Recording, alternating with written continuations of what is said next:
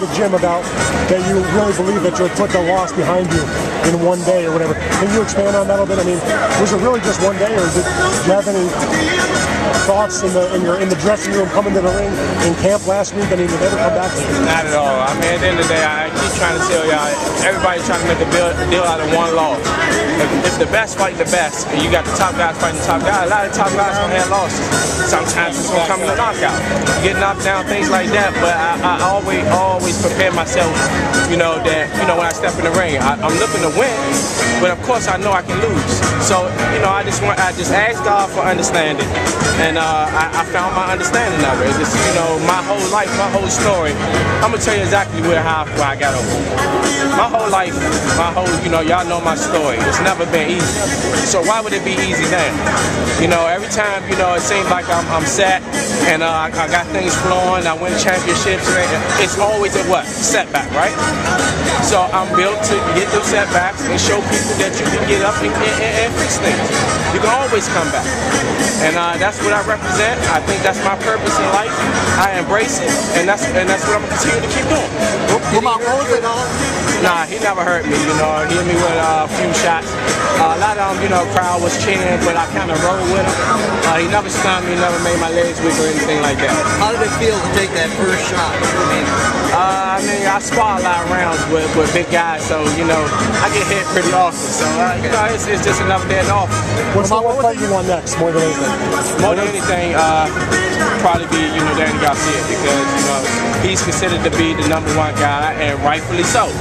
And I do want to be considered the best 140-pounder out there before I leave the weight class. I do want to move up to welterweight pretty soon, so the sooner the better.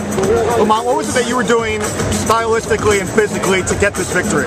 I thought that I was the better boxer technically, so I was going to exploit that in there, and I knew when I looked at him, he was pretty small, and I knew I would probably be physically stronger than him. He's pretty muscular, but I'm a pretty good inside fighter and know how to use my leverage, so I wanted to put my body on him a little bit and back him up. When I watch tape on him, he fight much better, get more momentum when he's pushing the other guy back. So I wanted to push him back and make sure he didn't get his momentum and get leverage on his shots. Because I know that Barry had wanted you to box more, but you ended up going forward. When did you decide? What did you see with him, and what round? Like I said, we watched the tape and we already saw that. I was waiting on a call from Barry, like always. He always wanted to go out and go smart boxing.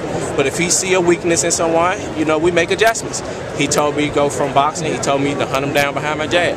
He said, don't go reckless, just go behind your jab and hunt him down. And so that's what I did. At the same point in time, it seems like you were almost showing off in front of Dierry to try to take the fight out of him.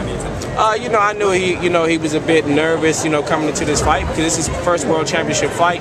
And, he really don't fight outside of Canada, and he's fighting in my hometown, so I knew he had some nerves. I didn't want him to gain any confidence, so I just wanted to keep letting him know that I was the champion and I was in control of the fight. What's it like? And that pretty much started yesterday. Me, I'm not really a big trash talker, but at the weigh in, I said a few words to him, and it was just all part of strategy, just letting him know that I'm comfortable here.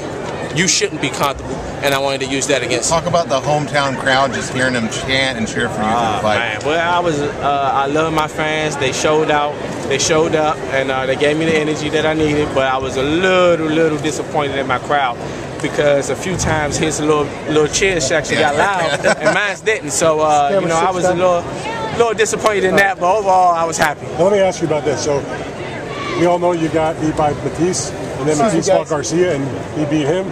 So now if you fight Garcia, I know it don't look like that in boxing. Fights. So what do you say about that aspect of it? Styles make fights. I always, I said, to my people, or a lot of people that asked me about that before I even fought Matisse, that Matisse would be a harder fight for me than Danny. Not saying that Danny, Matisse was better than Danny or Danny was better than Matisse.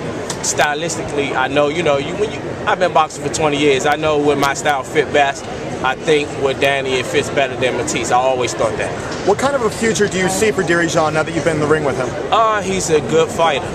You know, he need to gain some experience. I'm pretty sure he gained a lot tonight, and that will help him in the long run.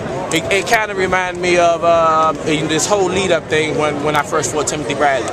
He had some, you know, top fights. He won the championship. Junior Witter, Nate Campbell, and he fought some big names.